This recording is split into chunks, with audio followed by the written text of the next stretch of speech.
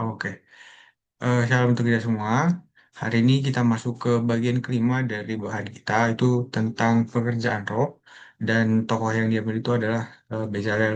Nanti kita akan bahas dalam tentang Bezalel dan bagaimana Tuhan bisa memakainya dalam pembangunan kemah suci, kayak gitu. Dan konteksnya di bangsa Israel. Tapi sebelum itu, aku eh, pengen pengen mengingatkan kembali tentang apa yang udah kita pelajari selama ini dari kita udah melewati 4 bab ya teman-teman. Dan pertama itu di bab pertama itu tentang pekerjaan baik, dan kita belajar dari Adam dan Hawa bagaimana perjanjian pekerjaan itu adalah sebuah perjanjian, adalah relasi yang dalam yang dibangun antara Allah dan umatnya. Allah yang bekerja mengasihi kita sehingga kita mengasihi Allah melalui pekerjaan yang kita miliki untuk kemuliaan Tuhan. Kita juga menunjukkan kasih itu lebih besar lagi kepada Tuhan dari pekerjaan tersebut. Itu adalah sikap kita untuk menunjukkan prioritas kita dalam hidup. Terus di bab kedua, kita belajar tentang pekerjaan yang terdegradasi. Itu dari tokoh Kain. Dari tokoh tersebut kita belajar bahwa karena dosa, pekerjaan dan dunia pekerjaan itu merosot dari berbagai aspek. Meskipun demikian, mari kita tetap berfokus kepada Tuhan yang selalu peduli dengan kita saat kita bekerja. Jadikanlah pekerjaan menjadi persembahan, dan dan kita harus menanya Tuhan bagaimana kita bisa menyenangkan hatinya melalui pekerjaan. Dan jangan biarkan hati kita berbelok pada diri sendiri karena dosa selalu mengintai kita. Dan ke bab yang ketiga itu tentang pekerjaan yang baik dari tokoh Yakub, itu berbicara tentang firman Tuhan mengajarkan kebijaksanaan dalam bekerja. Dalam karena kebijaksanaan itu berasal dari Tuhan, maka Ia akan memimpin dan menolong kita untuk bekerja.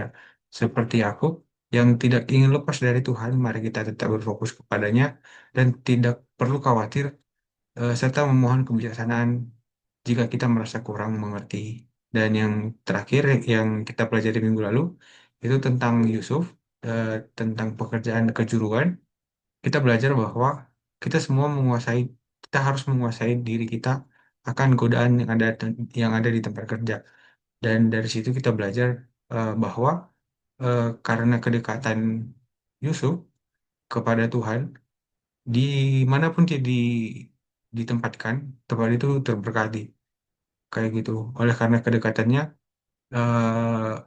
berkat itu bisa menyaruh ke yang lain, kayak gitu. Jadi mari kita tetap menjaga HPDT kita, keseharian kita, dan tujuannya untuk kemuliaan juga pastinya, gitu. Dan yang kita masuk ke bab 5.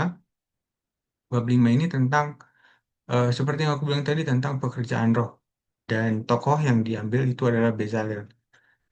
Dan aku kutip dari eh, apa ya, dari bahan kita itu, dari Arnold Bisleger, berkata bahwa Roh Kudus berbicara dan menolong, tidak pernah mengacaukan seseorang dan tidak pernah menyerang atau menghancurkannya, tapi sebaliknya membawa karunia dan potensi seseorang yang sebenarnya ke dalam pekerjaan penuh. Kita hanya menjadi manusia sejati ketika Roh Kudus tinggal di dalam diri kita. Kayak gitu. Dan apakah itu mungkin? Pastinya mungkin ya teman-teman, karena eh, hanya karena Roh Kudus kita bisa bekerja, dan pekerjaan yang kita berikan itu bisa terberkati sama seperti apa apa yang udah kita pelajari di minggu sebelumnya. Dan di Alkitab juga ada contoh yang kita kenal ya, pribadi yang menjadi manusia sejati adalah Kristus sendiri. Gitu, bagaimana kesehariannya bisa bergantung kepada Allah gitu.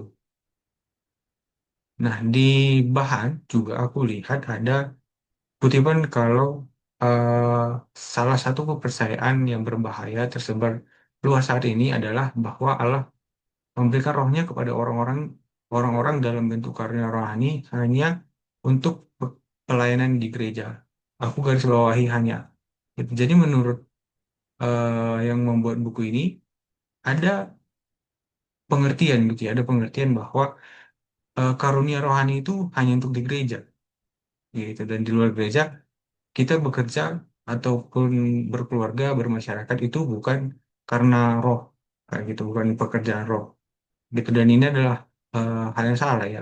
Dan beberapa poin juga aku lihat di bagian ini berbicara tentang keseluruhan hidup kita itu adalah bagian dari karunia roh, gitu. Dan di sini juga berbicara tentang karunia roh itu bukan hanya karunia roh itu dimaksud adalah untuk semua umat, gitu, tanpa tanpa membagi apapun profesinya, baik dia pendeta yang full timer bekerja, bekerja dan apa pelayanan di gereja, dan apapun yang menjadi bagian kita, kayak mungkin sekarang kita di bagian pendidikan, di bagian keuangan ataupun di bagian lain-lain gitu kan. Tapi semuanya itu adalah bagian dari eh, karunia roh, gitu. Dan bagaimana kita bekerja itu tujuannya untuk mengubah dan membuat segala sesuatu itu menjadi indah, gitu. Nah, selanjutnya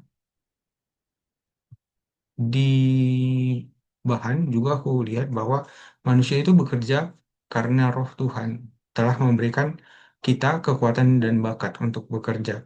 Jadi, kalaupun kita lihat, teman-teman, mungkin ada beberapa hal yang bisa kita lihat, kita bandingkan mungkin ya bagaimana orang yang mengenal Tuhan itu bekerja dengan orang yang tidak mengenal Tuhan. Kayak gitu menurutku adalah hal yang berbeda ya, karena mungkin banyak hal yang mendorong seseorang untuk bekerja. Misalnya kebutuhan pribadi atau kebutuhan keluarga, keuangan gitu kan. Tapi salah satu yang mendorong orang percaya untuk bekerja itu adalah sebuah panggilan atau visi pribadi, gitu sih. Di Kitab Perjanjian Baru kita juga banyak ada juga berbicara banyak tentang karunia rohani, gitu. Itu dari Roma 12 ayat 3 sampai 8. Boleh Kakak Abang, teman-teman, kita coba buka dari Roma 12 ayat 3 sampai 8.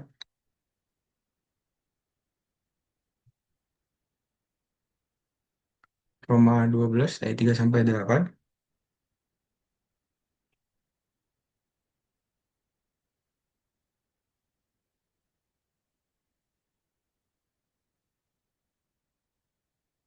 Aku baca ya. Berdasarkan kasih karunia yang dianugerahkan kepadaku, aku berkata kepada setiap orang di antara kamu, janganlah kamu memikirkan hal-hal yang lebih tinggi daripada yang patut kamu pikirkan, sehingga sehingga kamu menguasai diri menurut ukuran iman yang dikaruniakan Allah kepadamu masing-masing. Sebab sama seperti pada satu tubuh kita mempunyai banyak anggota, tetapi tidak semua anggota itu mempunyai tugas yang sama. Demikianlah kita walaupun banyak adalah satu tubuh dalam Kristus, tetapi kita masing-masing adalah anggota yang seorang terhadap yang lain. Demikianlah kita mempunyai karunia yang berlain-lain menurut kasih karunia yang dianugerahkan kepada kita. Jika karunia itu adalah bernubuat, baiklah kita melakukannya sesuai dengan iman kita. Jika karunia untuk melayani, baiklah kita melayani. Jika karunia untuk mengajar, baiklah kita mengajar. Jika karunia untuk menasihati, baiklah kita menasihati. Siapa yang membagi-bagikan sesuatu, hendaklah ia melakukannya dengan hati yang ikhlas. Siapa yang memberi pimpinan, hendaklah ia melakukannya dengan rajin. Siapa yang menunjukkan kemurahan, hendaklah ia melakukannya dengan sukacita. Ya, dan nats ini juga pastinya sering kita baca, sering kita dengar di pelayanan gitu kan. Mungkin PKK atau eh, apa pembicara membawakan tentang karunia-karunia rohani. Kayak gitu di sini dijelaskan bagaimana bentuk karunia itu eh, dalam pelayanan, dalam mengajari, dalam memberikan sesuatu, memberikan pimpinan, kayak gitu. Dan di sini juga jelas kita lihat bahwa karunia-karunia itu bukan hanya yang rohani, bukan yang selalu rohani.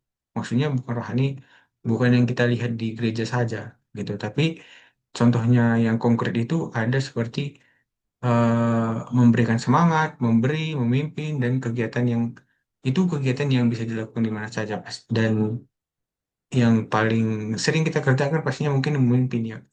Mungkin di tempat kerja kita, kita diberikan Tuhan tanggung jawab untuk memimpin. Gitu. Itu adalah karunia, gitu. Bagaimana kita bisa mengatur atau menggerakkan orang lain gitu kan. Dan juga memberi. Pastinya kan dari setiap hal yang kita kerjakan, ketika hati kita tergerak tergerak untuk memberi itu adalah bentuk karunia juga sih, kayak gitu. Dan di bab ini akan diambil contoh yang mencolok itu dari tokoh Bezalel gitu, dari Bezalel tentang pekerjaan roh yang aktif dalam pekerjaan gitu. Dan topik ini itu ada di Keluaran 35 ayat 30 sampai 35. Kita boleh baca bergantian kali ya. Keluaran 35 ayat 30 sampai 35.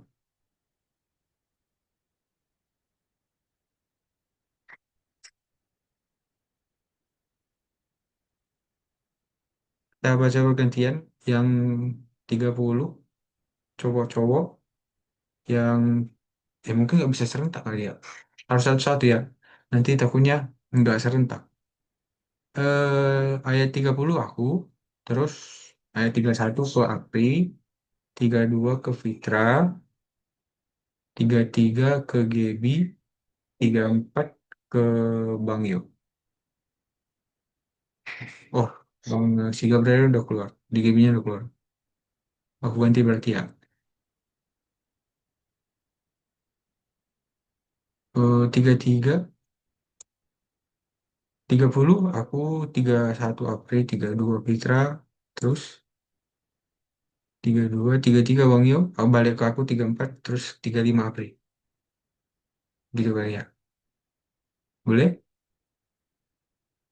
Boleh ya. Kita baca bergantian, aku ayat 30 lanjut ke April. Keluaran 35 ayat 30 sampai 35. Pengangkatan Bezalel dan Aholiab. Berkatalah Musa kepada Israel, lihat, Tuhan telah menunjuk Bezalel bin Uri bin Hur dari suku Yehuda. dan telah memenuhinya dengan roh Allah, dengan keahlian, pengertian dan pengetahuan dalam segala macam pekerjaan.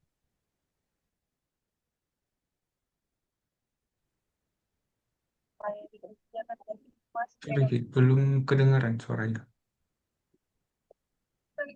Ini terdengar. Udah lumayan. Oke.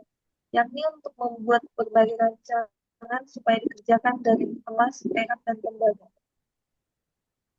Untuk mengasah batu permata supaya ditata, untuk mengukir kayu dan untuk bekerja dan dalam segala macam pekerjaan yang dirancang itu. Dan Tuhan menanam dalam hatinya dan dalam hati Aholiab bin Ahisamak dari suku dan kepandaian untuk mengajar. Ia telah memenuhi mereka dengan keahlian untuk membuat segala macam pekerjaan seorang tukang, pekerjaan seorang ahli, pekerjaan seorang yang membuat tenunan yang berwarna-warna dari kain ungu tua, kain ungu muda, kain kirmizi, dan lenan halus, dan pekerjaan seorang tukang tenun, yakni sebagai pelaksana segala macam pekerjaan dan perancang segala sesuatu. Oke, terima kasih. Ya, ini tentang Bezalel dan Aholiab ya.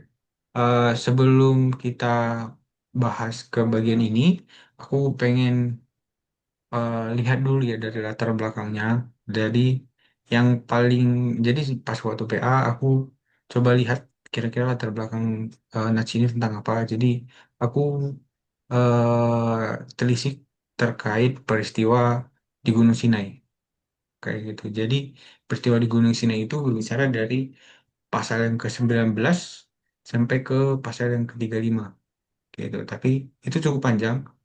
Tapi aku coba ringkaskan kali ya untuk di bagian ini jadi per poin-poin supaya bisa lebih apa ya, dapat gambarannya kenapa eh, Bezalel ini bisa ditunjuk Tuhan dan bagaimana apa hubungannya dengan eh, apa bangsa Mesir gitu. Jadi di sini di pasal ke-19 ayat 35 ini, poin pertama itu Allah berfirman kepada bangsa Israel setelah keluar dari Mesir.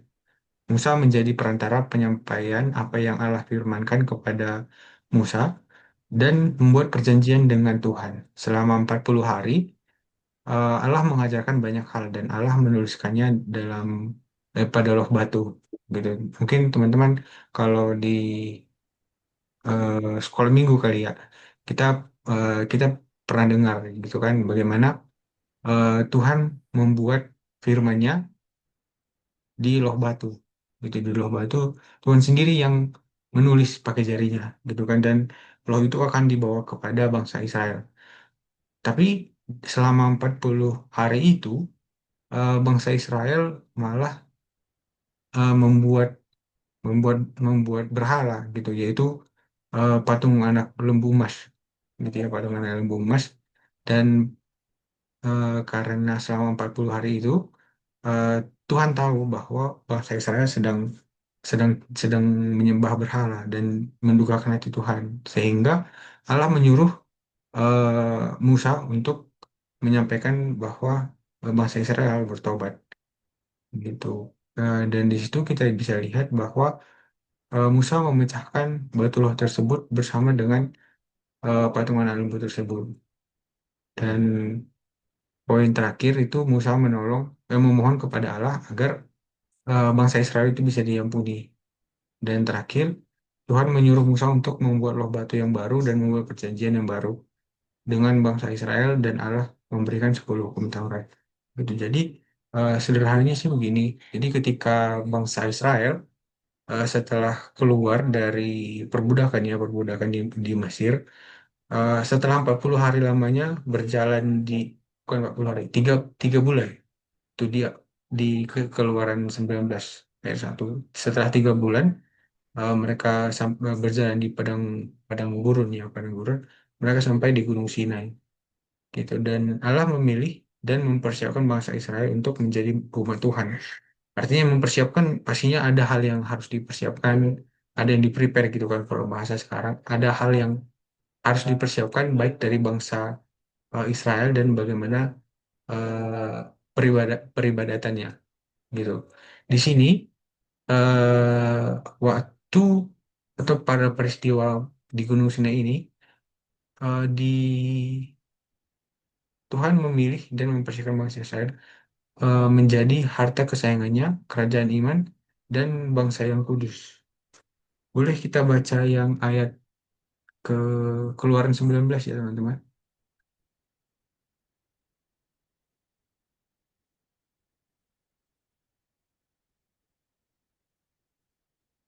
Keluaran 19 ayat 3 sampai 6.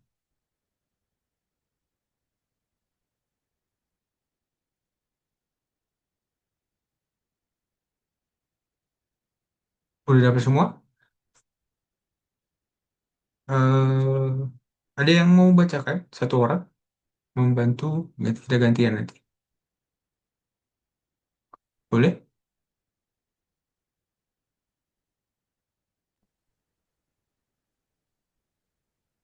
Keluaran 19 ayat 3.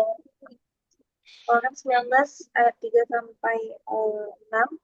Lalu naiklah Musa menghadap Allah dan Tuhan berseru dari gunung itu kepadanya. Beginilah kau katakan kepada keturunan Yakub dan kau beritakan kepada orang Israel.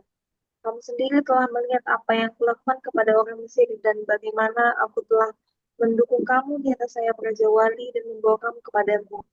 Jadi sekarang jika kamu sungguh-sungguh mendengarkan firmanku dan berpegang pada perjanjianku, maka kamu akan menjadi harta kesayanganku sendiri dari antara segala bangsa, sebab akulah yang mempunyai seluruh bumi.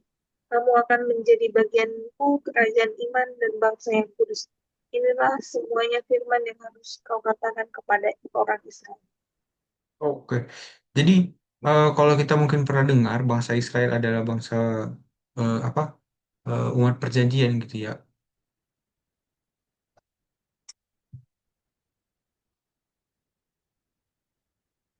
Kita mungkin pernah dengar bangsa Israel itu adalah bangsa perjanjian. Maksudnya perjanjian di sini adalah perjanjian umatnya dengan Tuhan.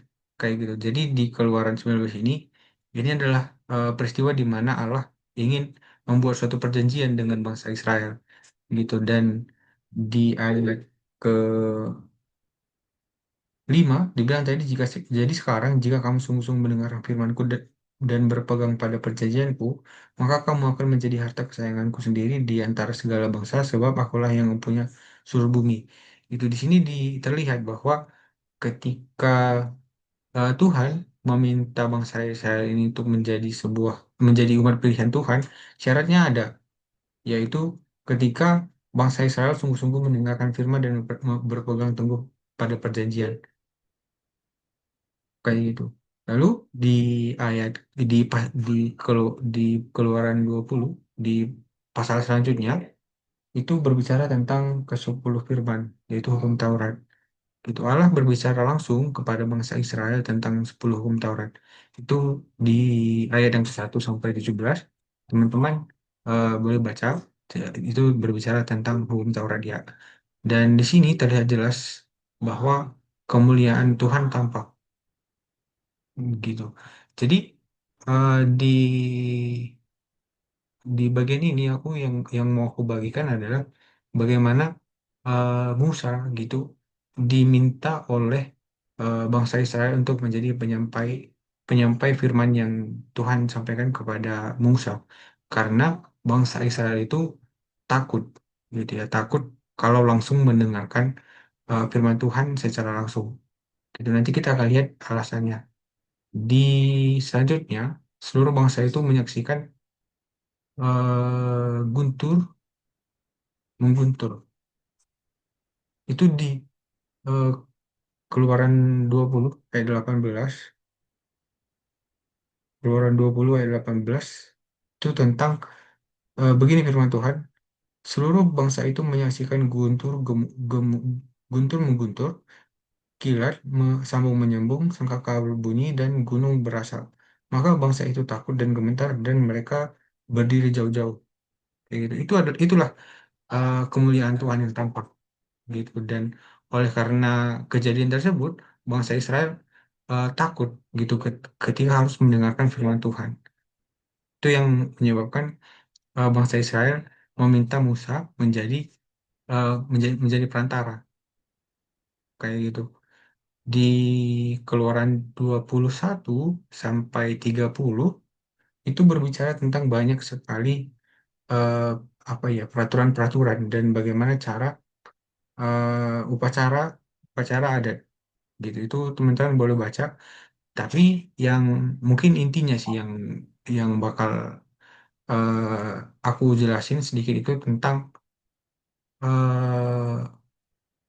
bukan aku jelasin, maksudnya aku singgung itu tentang kemah suci, korban bakaran dan pakaian imam.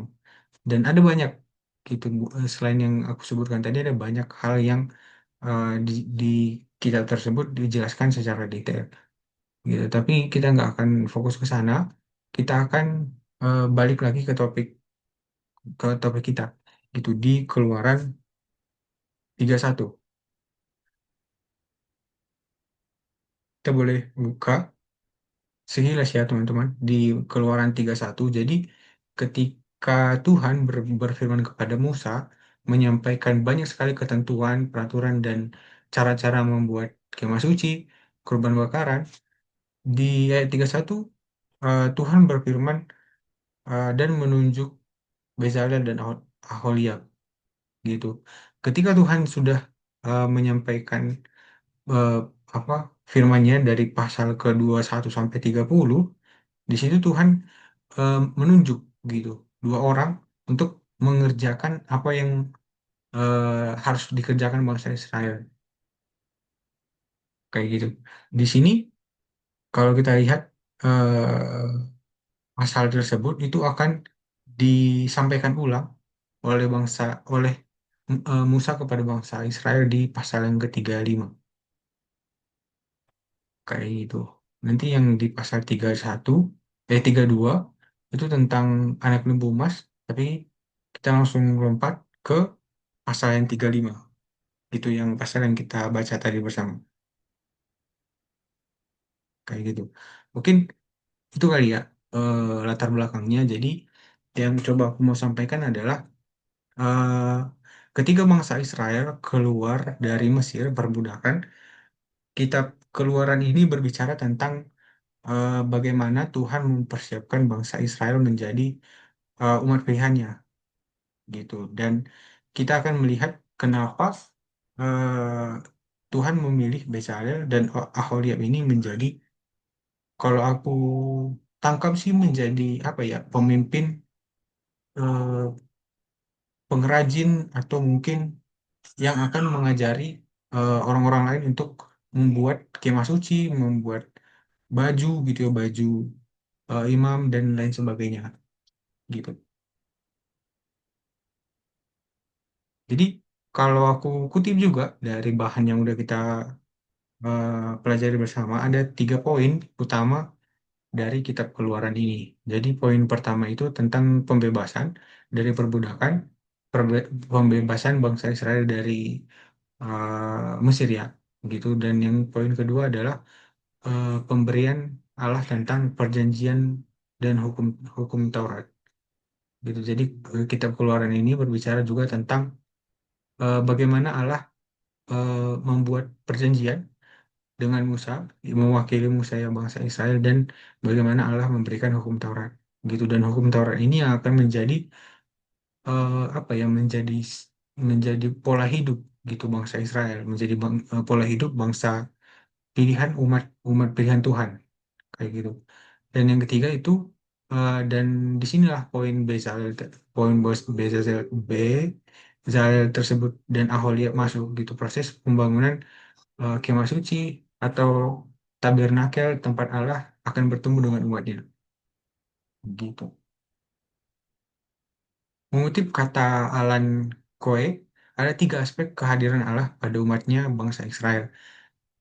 Jika hukum Taurat adalah ungkapan lisan tentang kekudusan Allah, maka kemah adalah perumpamaan yang terlihat tentangnya, dan bangsa Israel yang dimaksud untuk menjadi ilustrasi yang hidup tentangnya. Jadi menurut Alan Coe ini ada 3 aspek yang kita bisa lihat bagaimana Allah itu bisa hadir dalam bangsa Israel. Yang pertama itu, hukum Taurat itu menjadi ilustrasi tentang bagaimana kehadiran Allah dalam bentuk lisan, gitu kan. Dan yang kedua itu kemah, kemah suci. Kemah suci ini bukan adalah kemah yang dibangun dengan sedemikian rupa, gitu, dengan detail. Nanti kalau teman-teman mungkin pernah Bible reading di Keluaran ini, pembangunannya itu eh, sampai hal-hal yang detail itu Tuhan yang mengarahkan, kayak gitu, bagaimana tiangnya, bagaimana tendanya, warna yang ada di dalam gitu kan. Dan ini adalah apa ya, perumpamaan tentang Allah itu sendiri, kayak gitu. Dan yang ketiga, bangsa Israel, gitu, bangsa Israel adalah tentang ilustrasi yang hidup tentangnya, gitu, bagaimana bangsa tersebut bergantung kepada Allah, dan bagaimana Allah juga bisa hadir di dalam bangsa tersebut, gitu. Lalu kita masuk ke bagian pasal yang ketiga lima ini. Ini tentang bagaimana Keluaran 35 ini berbicara tentang, kalau judul berikutnya bilang pengangkatan Bezalel dan Aholiab gitu. Jadi kita singgung sedikit tentang bagaimana Allah berfirman kepada Musa ya di Gunung Sinai, kalau Tuhan telah mengangkat Bezalel dan Aholiab gitu. Dan di pasal yang ketiga lima ini Tuhan berbicara, bukan Tuhan, Musa berbicara kepada bangsa Israel bahwa udah ditunjuk nih si Bezalel dan Aholiab gitu. Dan kita akan menyaksikan bersama-sama bahwa orang dua ini, Bezalel dan Aholiab ini, akan menjadi pemimpin yang akan mengurusi tentang pembangunan kemah suci gitu. Dan yang menjadi poin utamanya di pasal yang kedua, yang satu dan dua sih. Itu berkatalah Musa kepada orang Israel, lihatlah Tuhan telah menunjuk Bezalel bin Uri bin Hur dari suku Yehuda dan telah memenuhinya dengan roh Allah, kayak gitu. Ketika Tuhan mempersiapkan bangsa Israel, Tuhan juga sudah mempersiapkan eh, Bezalel untuk menjadi orang yang akan membangun kemah suci, kayak gitu. Dan Tuhan jelas-jelas menyebut namanya gitu sih. Ketika Tuhan berfirman kepada Musa, gitu ya, Tuhan menyebut nama Bezalel ini gitu dan menyampaikan bahwa dia telah dipenuhi oleh Roh Allah. Dan di sini juga dijelaskan dalam bentuk apa Roh Allah tersebut. Di sini di ayat 31 bilang dengan keahlian, pengertian dan pengetahuan dan dalam segala macam pekerjaan gitu. Itu adalah bentuk yang apa yang praktis ya. Dan kita lihat juga di pekerjaan kita masing-masing, pastinya kita sering memakai ini gitu kan.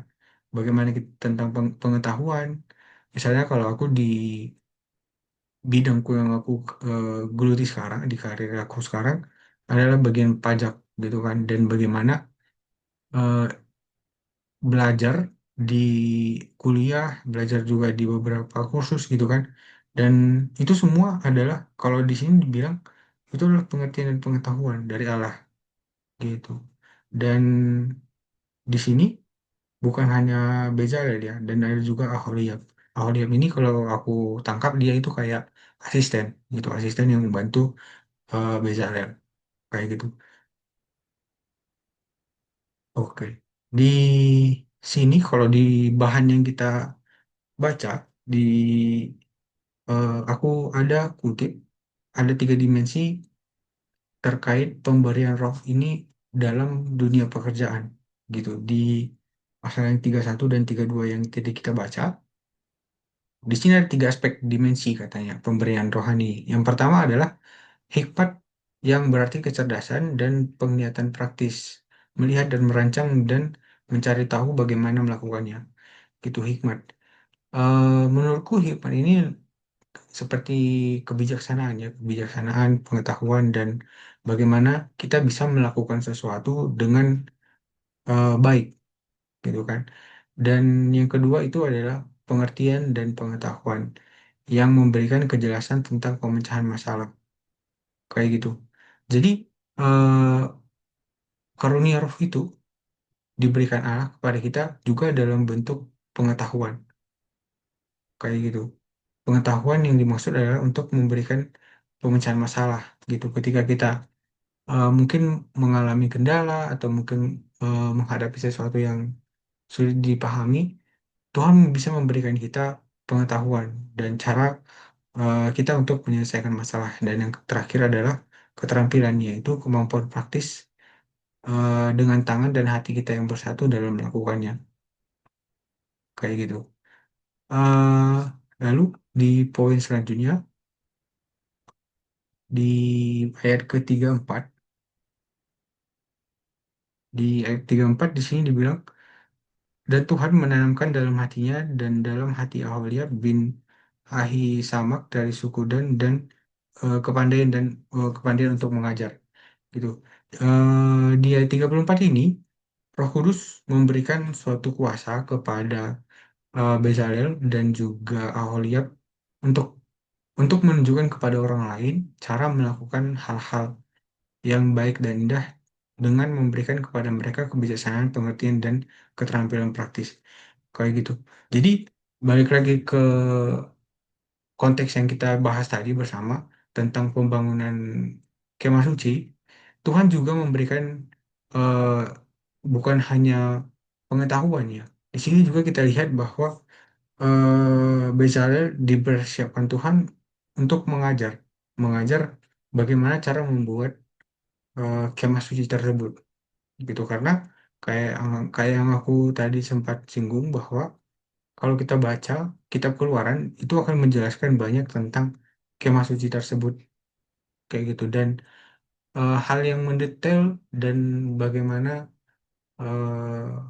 kemah tersebut dibangun itu Tuhan nggak hanya menyuruh, maksudnya kita Tuhan menyuruh bangsa Israel untuk membuat kemah, tapi Tuhan nggak membiarkannya, yaitu Dia menunjuk Bezalel dan juga Aholiab ini dalam hal mungkin hal yang detail atau pembangunan yang yang mungkin rumit sebenarnya untuk beberapa orang, tapi Tuhan memberikan roh karunia roh agar setiap pekerjaan yang mereka kerjakan pun bisa dikerjakan dengan baik kayak gitu. Nah, poin selanjutnya berbicara tentang tiga komponen kebijaksanaan karunia. Di sini di sini di bahan itu bertanya tentang bagaimana kita dapat mengetahui apakah kita telah diberi karunia Allah untuk tujuan Allah sendiri. Jadi di sini ada tiga aspek yang bisa kita lihat eh, dalam kehidupan sehari-hari sebenarnya. eh, dalam bekerja itu Tuhan benar-benar memberikan karunia karunia roh atau enggak kepada kita. Kayak gitu. Di sini sih di ayat 30 dan 34 di sini dijelasin bahwa Allah memanggil Bezalel dengan dan Aholiab itu dengan nama gitu. Jadi di sini kita lihat bahwa Tuhan menunjuk dua orang gitu yang dipanggil untuk mengerjakan pekerjaan praktis gitu kan. Pastinya kalau membangun itu kan pekerjaan bisa dibilang pekerjaan praktis ya karena di situ kita harus tahu tentang arsitek mungkin kalau di zaman sekarang ya ilmu arsitek gitu kan. Terus kita harus tahu tentang bahan-bahan apa yang dibutuhkan ya gitu. Tapi di sini Tuhan menunjuk kedua orang ini untuk pembangunan tersebut kayak gitu. Kalau kita tarik bagaimana kita di konteks yang sekarang, kita pastinya dipanggil Tuhan untuk mengerjakan satu tujuan yang sama sih kayak gitu. Orang percaya dipanggil Tuhan untuk mengerjakan apa yang menjadi tujuan utama gitu. Bagaimana Allah mempersiapkan dunia yang baru dan langit yang baru, sama seperti di Wahyu kayak gitu. Itu intinya sih, apa namanya, inti dari kenapa orang percaya itu dipanggil untuk mengerjakan panggilan gitu, baik dari setiap aspek aspek yang kita geluti, baik itu karir atau mungkin pelayanan yang kita ambil di tempat di gereja atau dimanapun kita berada gitu. Eh, Karir adalah sesuatu yang kita pilih, sesuatu yang kita dorong untuk berhasil. Namun panggilan adalah sesuatu yang untuknya kita dipanggil. Gitu. Eh, Poin yang kedua dari komponen kebijaksanaan, tiga komponen kebijaksanaan karunia itu tadi, yang kedua ini adalah Tuhan sendiri yang menggerakkan hati kita untuk mengerjakan panggilannya, yaitu misi pribadi. Tadi di awal kita yang kita bahas tadi tentang bagaimana Allah memanggil kita satu persatu. Tapi di poin kedua, cara kita mengetahui apakah kita eh, memiliki kebijaksanaan karunia tadi, yaitu dengan Tuhan sendiri yang menggerakkan hati kita gitu untuk mengerjakan visi pribadi. Gitu. Itu di ayat yang ke 36 sorry, pasal yang ke 36 ayat 2. Eh, Boleh dibaca, boleh kita lihat bersama-sama aku yang baca. Keluaran 36 ayat 2. Lalu Musa memanggil Bezalel dan Aholiab dan setiap orang yang ahli, yang dalam hatinya telah ditanam Tuhan keahlian, setiap orang yang tergerak hatinya untuk datang melakukan pekerjaan itu. Itu sih. Di ayat tersebut kita lihat bahwa Tuhan menggerakkan hati orang-orang yang memiliki keahlian, gitu, keahlian dalam mengerjakan pekerjaan kemah suci tadi, kayak gitu. Terlebih dari eh, Aholiab dan juga si Bezalel, Tuhan juga memanggil orang-orang yang mempunyai keahlian gitu, keahlian yang sebelumnya memang Tuhan sudah persiapkan gitu, kayak di ayat 32 tiga pasal yang ke 36 ayat yang kedua ini eh, Tuhan juga memanggil orang yang ahli, yang dalam hatinya telah ditanamkan Tuhan keahlian. Kayak gitu. Jadi Tuhan juga menggerakkan orang-orang yang di dalam hatinya telah Tuhan tanamkan kerinduan untuk mengerjakan pekerjaan. Gitu. Jadi kalau misalnya kita tarik ke konteks kita sebagai pekerja, apapun yang menjadi bagian kita, baik kita di dunia pekerjaan, mungkin kita bagian pendidikan atau mungkin bagian keuangan gitu kan. Kita ditunjuk Tuhan untuk mengerjakan apa yang menjadi bagian kita pastinya Tuhan sudah mempersiapkan gitu. Kita nggak mungkin ditunjuk Tuhan mungkin mengerjakan sesuatu tanpa ada persiapan sama sekali. Gitu sama seperti bangsa Israel tadi, Tuhan Tuhan meminta bangsa Israel untuk membuat kemah. Tapi bukan hanya menyuruh, Tuhan juga mempersiapkan bangsa tersebut dan memberikan karunia roh dalam bentuk hal yang praktis tadi. Gitu bagaimana dalam hal mendesain, bagaimana tentang em, membuat pakaian imam dan lain sebagainya. Kayak gitu.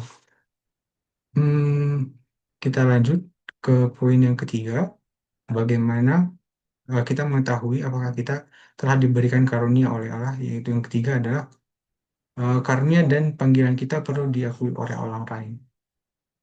Itu juga di ayat yang sama, Keluaran 36 ayat 2, Musa sebagai wakil umat memilih dan menunjuk Bezalel dan Aholiab dan orang-orang yang telah ditunjuk Tuhan sendiri.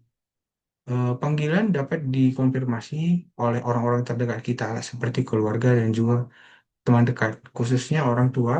Orang tua mempunyai tanggung jawab membantu anak-anaknya menemukan panggilan pribadi. Ya, jadi di sini berbicara tentang bagaimana karunia tersebut terlihat dari penunjukan orang lain. Gitu. Kita mungkin pastinya punya teman dekat kita dari orang tua atau mungkin sahabat kita masing-masing. Orang-orang tersebut bisa melihat kita dan membantu kita dalam melihat apa yang menjadi panggilan kita. Kayak gitu panggilan kita dalam mengerjakan pekerjaan. Kayak gitu. Lalu di bahan tersebut juga berbicara tentang apa yang menjadi hasil ketika kita bekerja dengan roh. Itu ada tiga hal juga yang dibagikan. Yang pertama, pekerjaan kita memuliakan Tuhan. Yang kedua, pekerjaan kita adalah cara praktis untuk mengasihi sesama. Dan yang ketiga itu, pekerjaan kita memperindah kehidupan manusia dan menciptakan kehidupan. Jadi, di sini ketika kita mengerjakan sesuatu dengan roh, dengan kita mengerjakan sesuatu dengan eh, panggilan karunia roh kayak gitu ya. Di bukunya menjelaskan ada tiga hal yang akan apa ya akan tercapai kayak gitu ketika kita bekerja dengan roh. Yang pertama, pekerjaan kita memuliakan Tuhan. Gitu kan pastinya ketika kita mengerjakan sesuatu, ketika kita membuat sesuatu, segala hal yang kita buat itu berfokus untuk memuliakan Tuhan. Kayak gitu. Di sini kita juga bisa lihat di Perjanjian Baru sih. Di Perjanjian Baru kita bisa melihat bagaimana Allah memuliakan, bagaimana kita memuliakan Allah melalui pekerjaan kita. Dan menurutku secara pribadi, ketika kita membuat motivasi yang kuat, itu bisa mendorong kita dalam bekerja. Maksudku motivasi adalah motivasi untuk memuliakan Tuhan itu melalui pekerjaan. Boleh sama-sama kita buka di Kolose 3.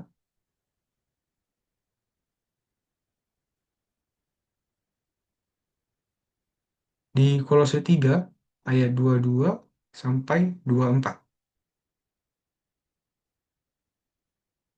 Ada yang bisa bacakan Kolose 3 ayat 22 sampai 24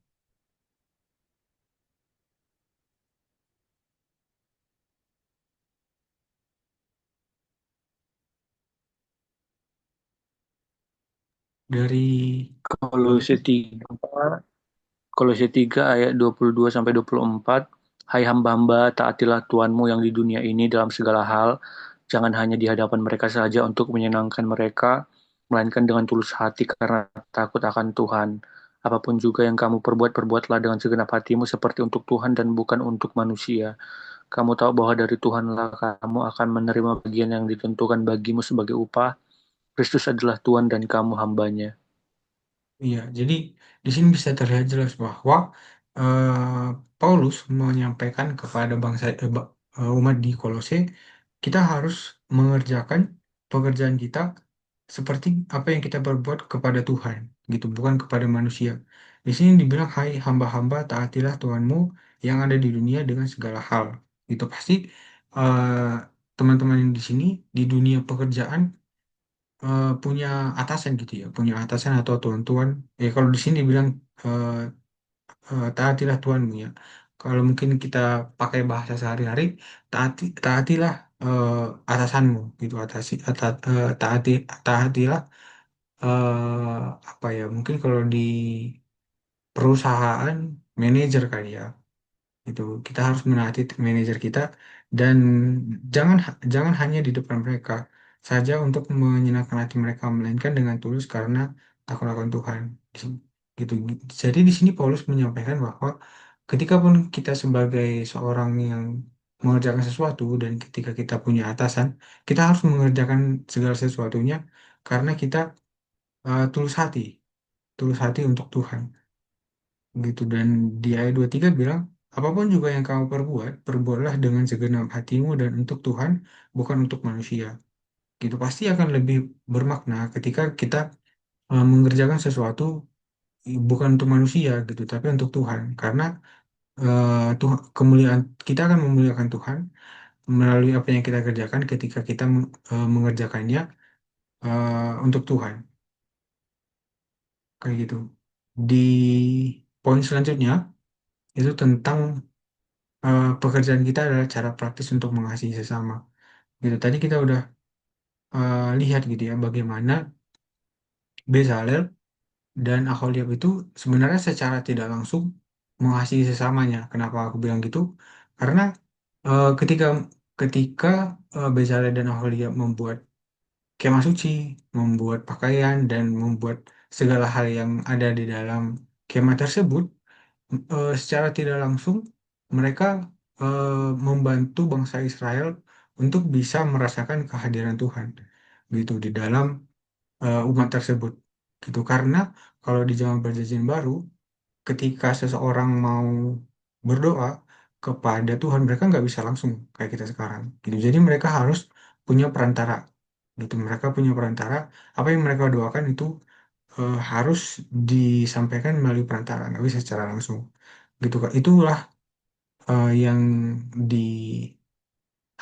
mungkin ya dihadapi oleh bangsa Israel ketika mereka ingin beribadah gitu. Dan kemah itu tadi pun ada, aku lupa namanya, jadi ada tenda yang pemisah gitu, tenda pemisah dan semua orang nggak sembarangan bisa masuk gitu. Dan maksudnya adalah ketika Allah hadir di bangsa, di tengah-tengah umat gitu ya, Tuhan hadir dengan benar-benar secara apa ya, secara yang kayak kita lihat tadi di keluaran di keluaran yang berbicara tentang guntur yang bolak-balik di ayat keberapa tadi ya.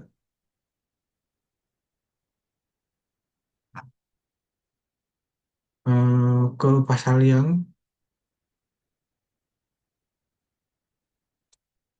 ke 20, ke 20 kali ya. Sorry, aku lupa di ayat keberapa tadi. Terlihat bahwa bagaimana Allah itu hadir dengan guntur, dengan suara sangkakala gitu kan. Dan pastinya kalau kita datang beribadah, tapi kita mendengar guntur, mendengar suara sangkakala, pasti ada rasa takut gitu kan. Itulah kekudusan Allah kayak gitu. Itulah kekudusan Allah, bagaimana Allah hadir di tengah-tengah dunia ini gitu. Dan di kemah tadi ada sebuah tenda yang membatasi agar semua orang tidak bisa sembarangan masuk gitu. Orang-orang khusus saja yang sudah dikhususkan Tuhan untuk bisa menyampaikan apa yang ingin bangsa Israel ingin sampaikan itu melalui perantara. Nah, balik lagi ke yang tadi, topik bagaimana eh, cara kita mengasihi sesama pun adalah cara kita untuk mengasihi Tuhan. Sama kayak di Kolose tadi. Demikian pula ketika kita bekerja di tempat kerja. Ketika kita menjadi teladan, ketika kita selalu memberikan yang terbaik, tidak curang, Dan apapun yang perbuatan baik yang kita perbuat, itu adalah cara kita untuk melayani sesama pastinya kan. Gitu. Dan karena apapun yang kita perbuat untuk sesama kita, kita melakukannya untuk Kristus. Sama seperti Kolose 3 tadi, gitu. Karena Tuhan juga sudah melalui Paulus, Tuhan sudah menyampaikan kepada kita bahwa ketika kita saling mengasihi, ketika kita menjadi teladan, ketika kita mengerjakan perbuatan baik di tempat kerja kita, kita saling mengasihi dan saling melayani, gitu. Ada poin menjadi garam dan terang juga sih di sini, gitu. Dan bagaimana kita menjadi garam di tengah-tengah dunia yang membusuk ini, gitu, sebagai orang percaya. Terus yang ketiga itu bagaimana hasil dari pekerjaan Roh Allah. Yang ketiga adalah pekerjaan kita memperindah kehidupan manusia dan menciptakan keindahan. Gitu. Setiap hal yang kita hasilkan dari pekerjaan, baik hasil, mungkin hasil apapun yang menjadi bagian kita masing-masing di dunia pekerjaan, gitu, baik itu mungkin hal yang sepele mungkin ya, kayak laporan harian atau mungkin laporan bulanan, mungkin memberikan hasil meeting atau mungkin hal-hal lainnya lah kayak gitu yang kita kerjakan di pekerjaan.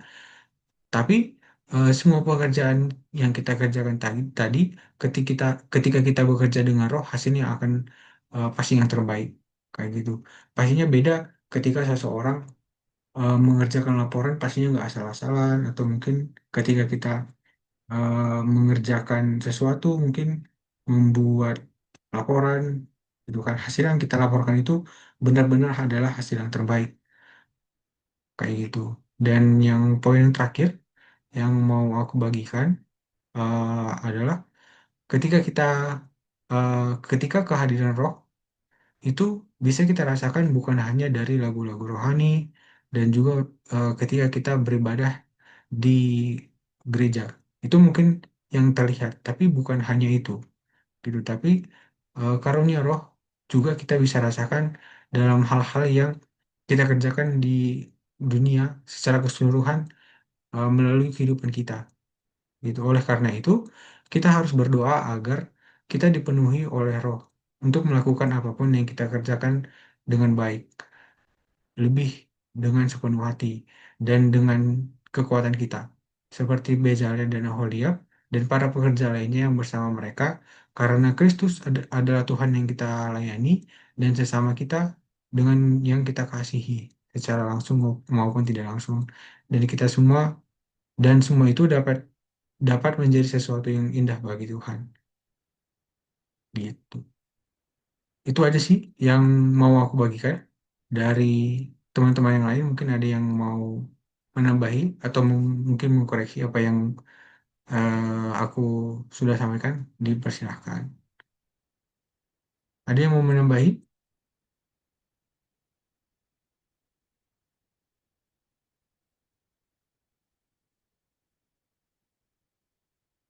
dari Fitra mungkin, atau Apri, atau dari Bang Yo, dari Kawanda? Itu sih yang bisa aku bagikan.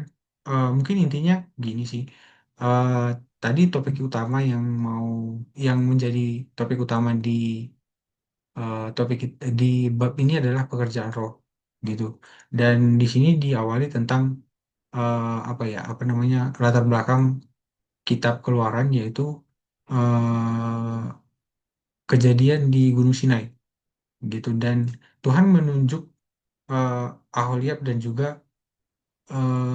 Bezalel, gitu, untuk mengerjakan pekerjaan yang praktis, yang sebenarnya kalau kita lihat ya nggak rohani-rohani banget, gitu kan. Karena apa? Karena ditunjuk Tuhan untuk membangun, gitu. Tapi di sini kita lihat eh, salah kalau kita bilang itu bukan pekerjaan yang untuk Tuhan, gitu. Tapi kita lihat di sini pun Allah mempersiapkan umatnya untuk beribadah di sebuah kemah suci yang sudah Tuhan atur bagaimana cara membuatnya. Dan hal tersebut juga sudah ditangkap oleh Bezalel dan Aholiab tadi. bagaimana mereka bisa melayani sesama secara tidak langsung, yaitu dengan membangun kemah, membuat apapun yang menjadi detail di kemah suci tersebut, bahkan untuk baju yang akan dipakai Harun dan anak-anak Harun nantinya, kayak gitu. Itu sih yang mau aku bagian.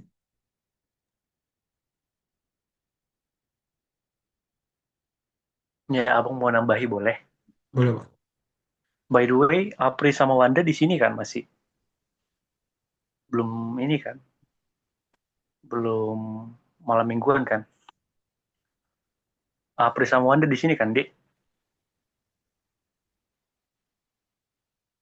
Oh, oke lah. Kayak gini, abang mau nambahin ya. Ini tentang pekerjaan roh. Tadi, by the way, abang setuju ya, Dek, sama apa yang Daniel bilang. Ya banyak hal yang bisa kita pelajari dari situ. Ya bagian untuk melayani, berfokus kepada Tuhan dan apa ya tadi. eh, ya dimulai dengan hal sederhana gitu ya. Nah, abang mau ngasih penekanan dan ini sangat penting sama kita, khususnya itu tadi di bagian mana ya yang ada Daniel baca waktu kita baca teks. Itu kan sebenarnya kalau kita baca hati-hati itu agak janggal sih sebenarnya ya. Tapi itu sangat penting untuk kita ketahui.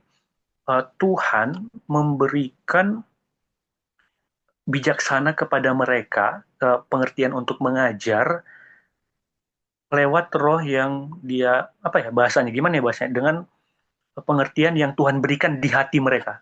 Itu apa ya ini ya? Bisa dibaca mungkin Daniel Itu di pasal ke pertama tadi, tapi yang penekanannya Tuhan memberikan pengertian, tetapi memberikan pengertian untuk mengajar, untuk jadi tahu, tapi di hati mereka. ayat 34 berarti, Bang. Ya, coba Tuhan baca. eh, Keluaran 35 ayat 34. Dan Tuhan menanam dalam hatinya dan dalam hati Aholiab bin Ahisamak dari suku Dan kepandaian untuk mengajar. Lihat itu, Di. Tuhan menanamkan apa? Kepandaian kan. Kepandaian untuk mengajar. Itu janggal nggak menurut kalian? Tuhan menanamkan kepandaian, tapi di hati, bukan di otak. Gitu kan? Nah, dari situ kita mengerti, kalau kita pahami, abang lupa, kayaknya ada itu di Amsal. Bijaksana itu di dalam kekristenan bukan orang yang cerdas ya, bukan orang yang tahu banyak hal. Bijaksana itu di dalam kekristenan, orang yang hatinya itu tertuju kepada Tuhan. Gitu. Jadi Tuhan, dia menanamkan hikmat itu tadi di hatinya mereka. Berarti hatinya mereka adalah hati yang dimiliki oleh Tuhan gitu ya. Hati yang memang sepenuhnya mencintai Tuhan. Itu orang bijaksana. Orang bijaksana itu bukan orang yang tahu banyak hal, tahu informasi, tahu ya, ya gitulah entah apa aja. Jadi bijaksana di dalam Kristenan, dia itu punya hati yang sangat mencintai Tuhan. Dan itu yang terjadi sama Bezalel gitu ya dan teman-temannya. Mereka itu adalah orang-orang yang hatinya itu diseluruhkan, diserahkan sepenuhnya untuk Tuhan. Nah, karena hatinya mereka itu diserahkan seluruhnya kepada Tuhan, makanya apapun yang mereka kerjakan itu adalah berdasarkan pimpinan Tuhan. Dan kalau kalian lihat deh, bangunannya Kemah Suci itu, pernah di sini pernah kalian lihat ya? Pernah lihat di internet gimana Kemah Suci? Oh, nggak pernah. Kalau kalian lihat deh, itu sangat indah. Itu ada kalau kalian lihat di YouTube, silahkan search nanti entah kapan bagaimana eksplorasi Kemah Suci. Jadi itu ada simulasinya, kalian bisa lihat gimana keadaan di dalam, di luar, gitu ya, tanpa atas, tanpa samping. Itu sangat indah, sangat bagus. Mungkin di masanya mereka, peradaban kuno itu salah satu apa ya? bangunan atau bahkan tempat ibadah yang paling indah, dan itu berdasarkan padanan warna yang sangat nyambung, sangat detail ya. Kayak tadi ya pakaiannya, atau bahkan kain yang digunakan, atau bahkan lokasi-lokasinya, termasuk ruang Maha Kudus, itu kan sangat indah. Artinya apa? Tuhan ngasih standar yang tinggi kepada setiap orang yang melayani dia, bukan standar yang ecek-ecek. Itu jadi Tuhan mau biar hati kita itu diserahkan sepenuhnya sama Tuhan, dan pada saat kita melayani Tuhan, standarnya itu tinggi. Karena kita sedang melayani Tuhan, dan Tuhan yang mengajari mereka kan. Yang ngajari mereka siapa? Bezalel atau bahkan Musa? Enggak. Tuhan yang ngajari. Jadi Tuhan yang bilang, ini loh yang harus kalian kerjakan. Biar apa? Biar jadi kesaksian untuk seluruh umat manusia. Itu tadi ya konteks dunia. Berarti apa, Dik? Pada saat kita bekerja, kita perlu untuk melihat apa yang Tuhan lihat, apa yang Tuhan mau, apa yang sedang Tuhan perhatikan. Itu yang namanya visi. Nah, banyak orang, oh, ya itu pemerintah, visiku ini, visiku apa. Itu nggak visi. Visi itu adalah apa yang Tuhan mau untuk satu generasi. Visi itu adalah apa yang Tuhan mau untuk dirimu kerjakan, untuk abang kerjakan. Masalahnya, kita ini selalu sibuk dengan visinya kita. Aku maunya kayak gini, aku maunya kayak gini, aku nggak mau kayak yang kau mau. Padahal yang Tuhan mau untuk setiap kita manusia, yang percaya khususnya ya, standarnya itu tinggi. Makanya deh, waktu bekerja, sebenarnya Tuhan mau kita itu punya standar yang tinggi. Karena apa? Karena itu untuk kesaksian seluruh dunia, seluruh umat, seluruh orang-orang yang percaya dan yang tidak percaya. Dan itu dimulai dari apa?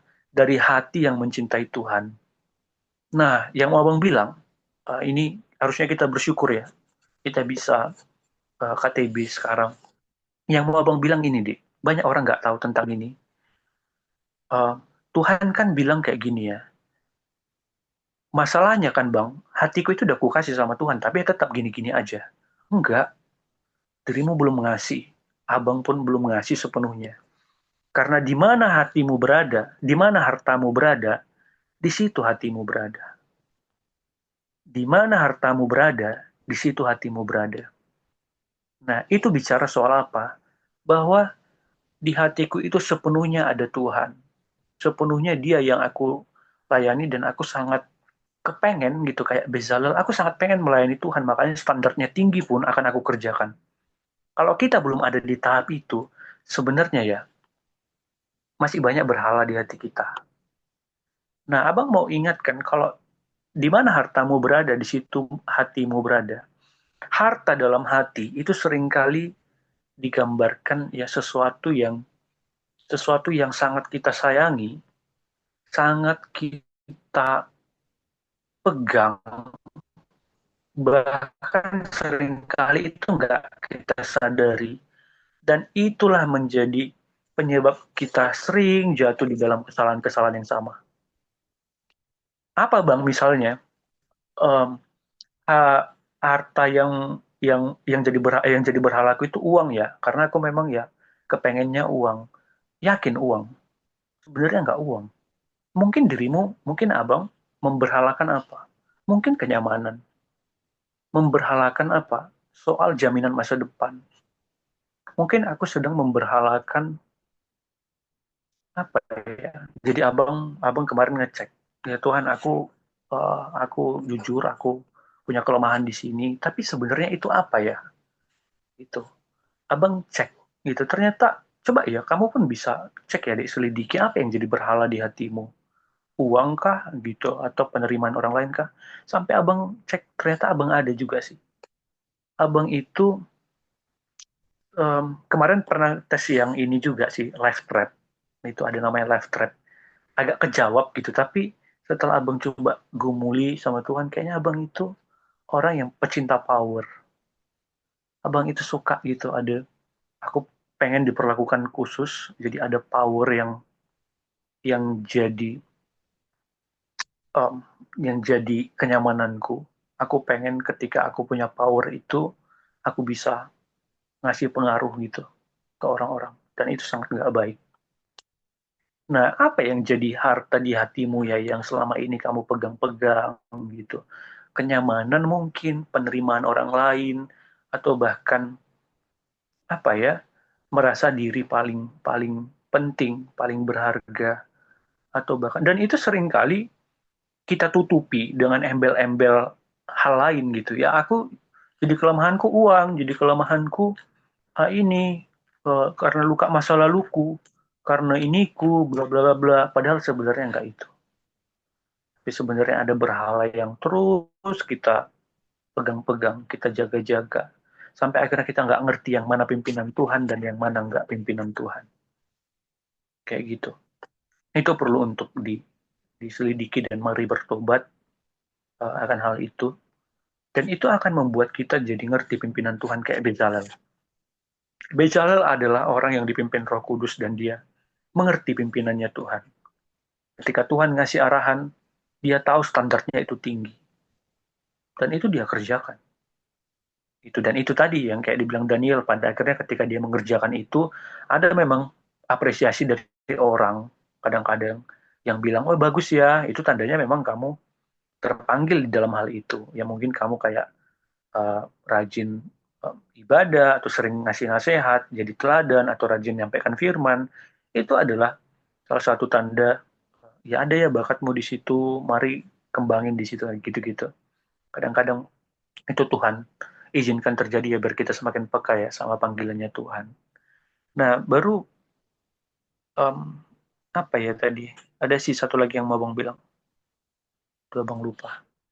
Um, tapi itu ya teman-teman, mari diselidiki hati kita agar akhirnya kita bisa ya datang kepada Tuhan dan mengerti pimpinannya. Dan akhirnya kita mengerjakan itu, dan kita tanya sama Tuhan, apa yang kau mau Tuhan? Standar yang seperti apa? Gitu. Hal yang apa, dampak yang bagaimana yang bisa dirasakan orang-orang. Gitu. Dan akhirnya kita kerja nggak semata-mata kayak kerja biasa. Gitu. Tapi ini adalah untuk pekerjaan Tuhan yang jauh lebih besar dampaknya. Nah, bukan berarti akhirnya ya oke, ya memang ada masalahnya, ya kita jujur mengakui setiap keberhalaan kita sama Tuhan dan Tuhan yang pulihkan. Tapi memang ada momen-momen di mana kita itu berhadapan dengan dunia ya, dengan dunia yang memang nggak mudah. Kayak Bezalel itu, ya mereka kan itu dalam perjalanan ke ini ya, perjalanan ke Kanaan itu kan, itu ya, itu nggak mudah perjalanan ke Kanaan itu, banyak ratapan, banyak kesulitan, banyak pergumulan yang harus mereka hadapi.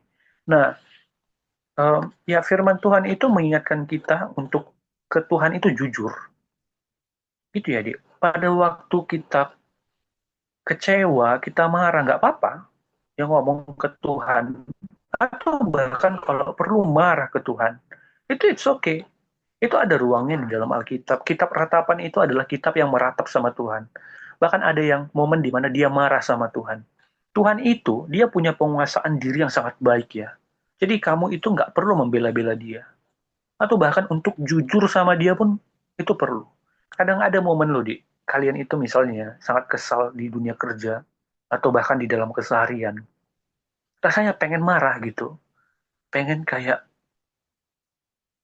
aduh ya pengen kayak marah gitu ya sama orang tertentu, dia udah menyakiti aku, dia kurang ajar.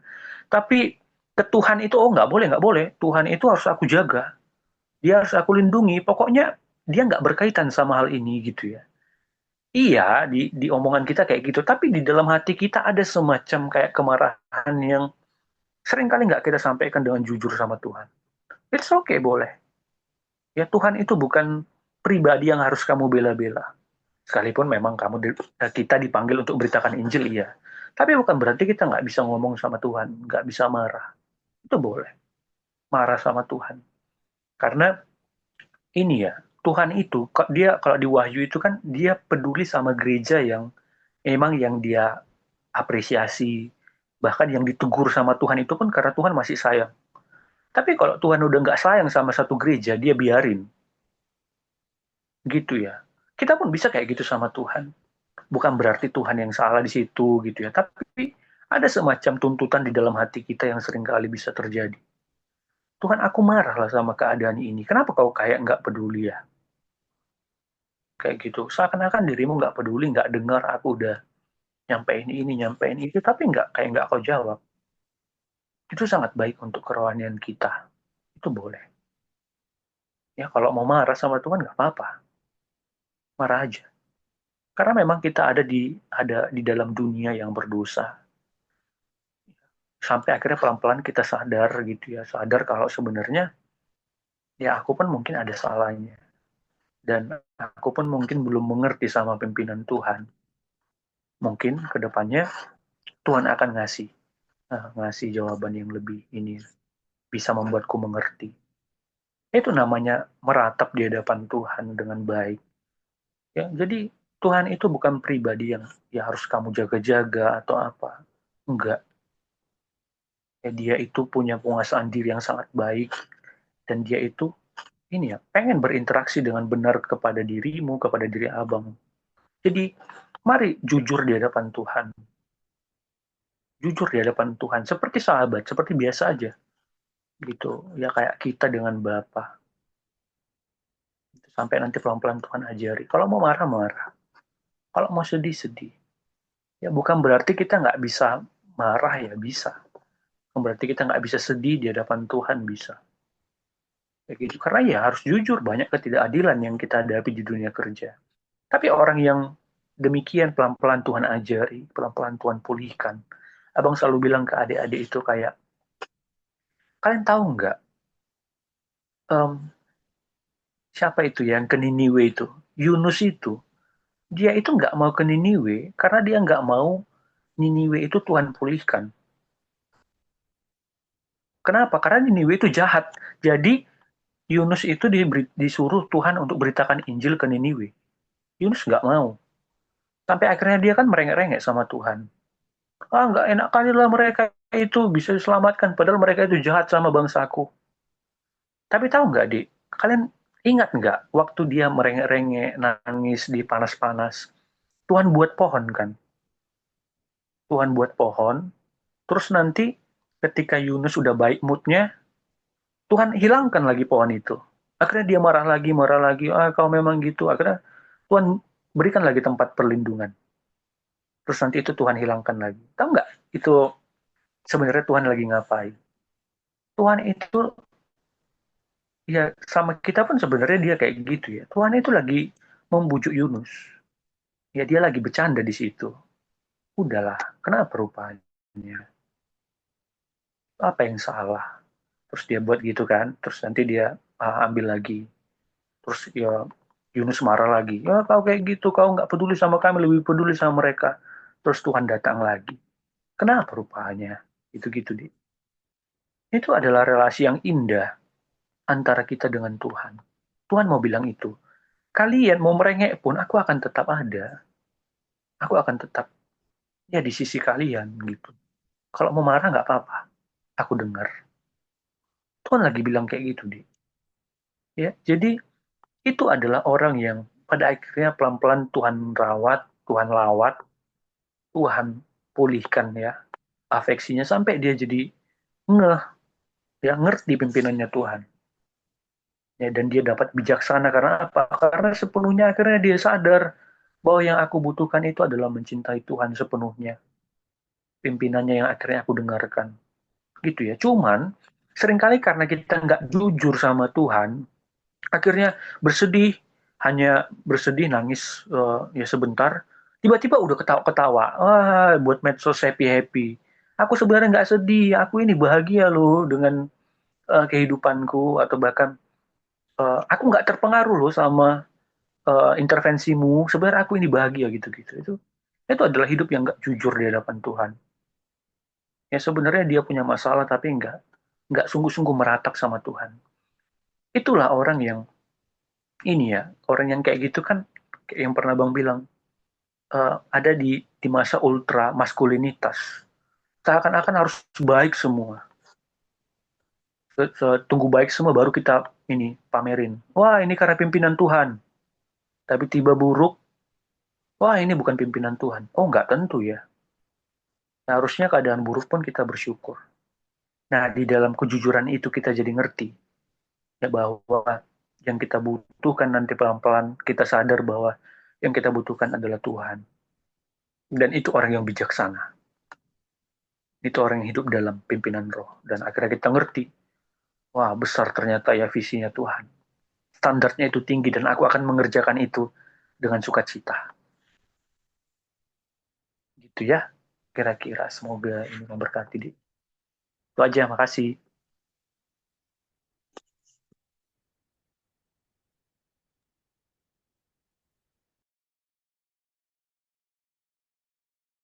Thank you Bang Jo, udah nambahin Bang. Ah, dan meluruskan juga tadi poin-poin yang mungkin seharusnya jadi garis bawah ya, terkait tentang pekerjaan roh ini. Dari teman-teman mungkin ada juga yang mau menambahin mungkin atau berbagi dari bahan yang kita udah bahas bersama-sama. Dari Fitra mungkin, dari Apri, pas ya, dari Kawanda. Oke, mungkin itu aja sih. Dariku juga yang bisa aku bawakan demikian. Mungkin boleh kita apa namanya, berbagi kondisi kali ya. Boleh? Boleh ya. Ada yang rindu mau berbagi duluan sama topik keduanya?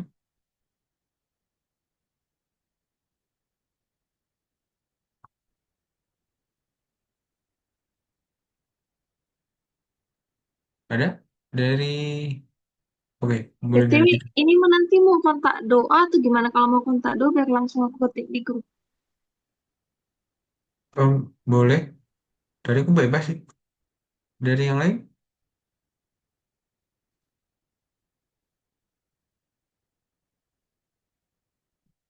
Dua bareng pun nggak apa-apa. Masih jam 9. Iya, di sama-sama dua kotak dua, oke. Dua bareng sekalian mungkin setelah setelah KTB kita mungkin boleh langsung aja. Jam doa, singkat. Nggak ada pertanyaan. Kali aja ada pertanyaan. Oh iya, ada sih yang terakhir Bang, untuk didiskusikan di bagian. Atau di luar itu kalau ada yang mau ditanya, emang bisa ya gini, emang gini ya gitu-gitu.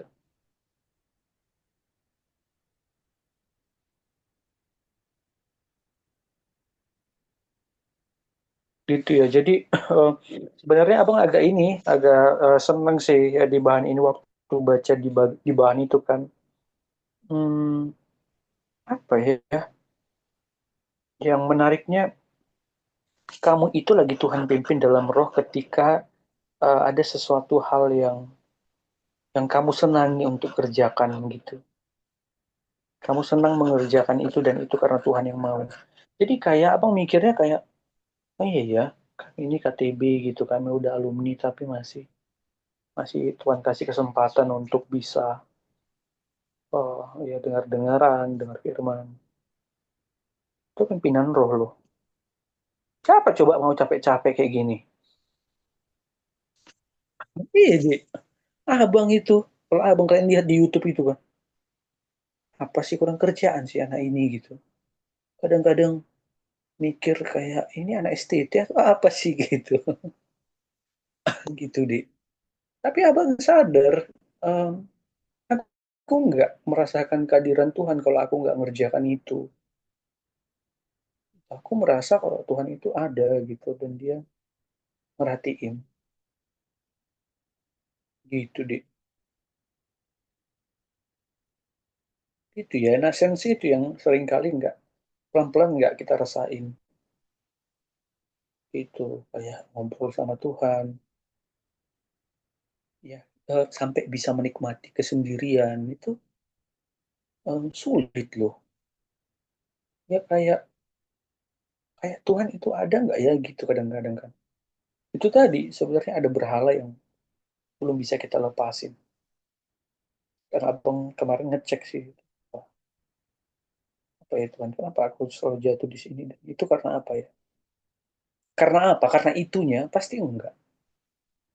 Tapi ada sesuatu yang membuat itu gitu. Gitu di itu pun perlu ini loh. Ya dicek karena biasanya kan karena apa ya kalau di Roma itu kan pertama karena kita memang hatinya nggak ke Tuhan, itu yang buat kita jatuh kan. Tapi pelan-pelan jadi ada loh yang paling kita minati dan kita akan jatuh di situ-situ aja dan itu akan mempengaruhi semuanya. Itu kita nggak sadar kita sebenarnya orangnya seperti itu. Oh, aku ini sebenarnya pecinta kenyamanan. Akhirnya ketika orang minjem pulpenku aja nggak dibalikin, aku langsung emosi gitu-gitu deh. Oh, aku sebenarnya orangnya ini sangat apa ya, sangat nggak mudah percaya sama orang. Kenapa? Ya karena aku melihat diriku yang paling penting. Ada loh orang gitu sampai dia nggak sadar kalau dirinya itu udah menyakiti orang lain. Itu pun ada kayak gitu. Orang toksik-toksik itu kan gitu. Dia nggak sadar kalau dirinya itu menyakiti orang lain. Bahkan ketika dibilang aja kalau dia bermasalah secara psikologis, dia nggak mau. Gitu ya, abang ada keluarga baru konseling ke psikolog. Psikolognya bilang dia itu punya ini sakit psikologis. Tapi si ini keluarga abang ini nggak percaya. Padahal itu udah dites. Nah gitu-gitu deh. Gitu. Ada mau kalian tanya atau mau berbagi?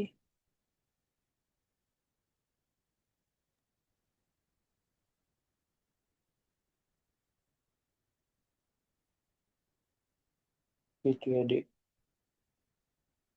Atau kalian sangat menikmati hari-hari, sangat bersuka cita setiap saat?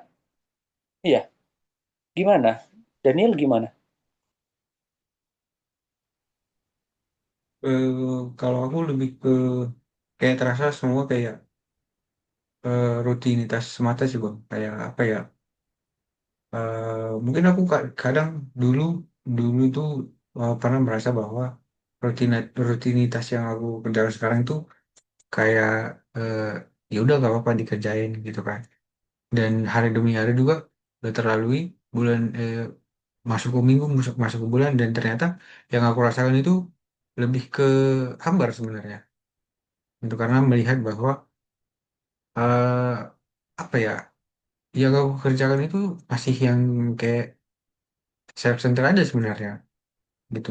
Dan kalau ditanya apakah aku menyukai karir kayak aku bilang tadi, kita bisa senang mengerjakan, menurutku bisa senang. Maksudnya kalau ditanya itu sesuai dengan apa yang aku secara pribadi pengen, memang iya gitu kan. Tapi lama kelamaan itu kayak ada yang hilang, ada yang hambar ketika kita mengerjakan. Aku merasa mengerjakan yang mungkin ke orang lain itu masih belum ada rasanya, mungkin gitu ya. Karena memang kan apa ya, dengan kenyamanan di dunia kerja sekarang pun bang, apa ya, aku melihat gitu kayak di tempat kerja itu kita dibuat nyaman gitu, sehingga kita nggak memikirkan hal-hal yang hal-hal yang eh, di luar yang anti anti mainstream kayak istilahnya, yang memang benar-benar di seharusnya itu terpikirin kayak gitu loh. Seharusnya kita memikirkan gini agar kita bisa lebih eh, bisa memberkati orang lain. Itu mungkin bang, karena memang ya pola hidup sekarang aku pribadi merasakan memang membuatku ya udah nyaman, yang penting kalau nyaman ya udah kayak gitu. Itu mungkin yang aku rasakan. Nah, apa ya, makin hari di dunia pekerjaan kali ya yang aku rasakan sekarang. Tapi memang dengan KTB ini benar-benar membantu banyak hal yang aku eh, apa namanya yang aku dapat di mahasiswa itu dulu eh, yang terlupakan gitu memang karena HPDT yang nggak jalan, baik dari apa namanya kurang kurang mendengarkan firman juga. Tapi bersyukur dengan KTB ini juga aku eh, makin diingatkan sih bagaimana udah jauhnya aku dengan Tuhan gitu sih Bang. Dan melalui KTB ini juga aku bersyukur bisa kembali diingatkan menjadi orang yang orang percaya lagi sih yang sebenarnya.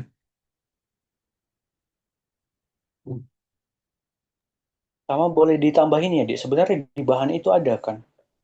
Kita itu harusnya bukan hanya berfokus pada karir, tapi apa ya suatu komitmen atau bahkan panggilannya Tuhan kan ada itu kan bagiannya kan panggilannya Tuhan untukmu apa yang kamu rasa gitu dan itu sangat relevan bagi dunia ada itu kan bagian kali ini apa panggilan ini dia yang uh, dan itu kan seringkali kayak ya aku kayaknya terpanggil sih di situ atau kayak orang mengingatkanku untuk panggilan itu tapi sering ku abaikan Daniel apa itu ada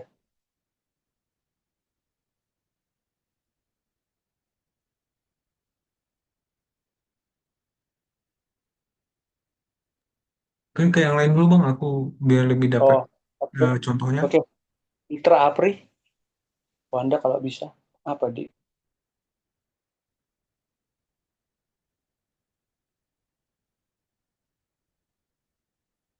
sama itu tadi gimana ya kita di dalam keseharian tadi ya, termasuk soal berhala tadi atau keseharian itu nggak bisa ya kita nikmati gimana Fitra Apri apa yang kamu Hmm. lihat itu di dalam keseharian kok kayak ada sesuatu yang kurang ya gitu kayak mana Eh, di Mungkin dari aku sih Bang, sekalian mau nanya ya. Berhala yang dimaksud di sini kalau kita sering ibaratnya kepikiran kerjaan sampai kebawa mimpi itu berhala nggak sih namanya itu? Bahkan kebawa mimpi gitu karena adalah case di masalah di kantor gitu. Karena belum selesai terbawa sampai ke kos, bahkan terbawa mimpi gitu. Itu berhala nggak sih namanya itu Bang? Seakan-akan kita nggak percaya ada loh solusinya itu nanti gitu. Seakan-akan kita nggak percaya sama Tuhan gitu. Dan itu sih mungkin yang aku rasakan nggak sering, cuman kadang-kadang sih. Dan sekalian Bang, aku jadi teringat. Mungkin bisa kakak Abang ngasih pendapat atau pandangan gitu ya. Tadi bicara soal tuntunan ini ya, tuntunan Roh Kudus ya dalam pekerjaan kita.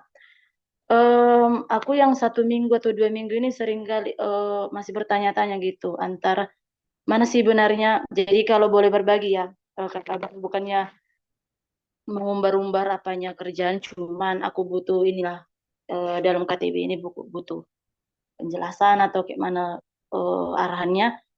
Em, Bicara soal pimpinan Roh Kudus, aku masih bertanya-tanya soal satu case dalam kerjaanku. Jadi kalau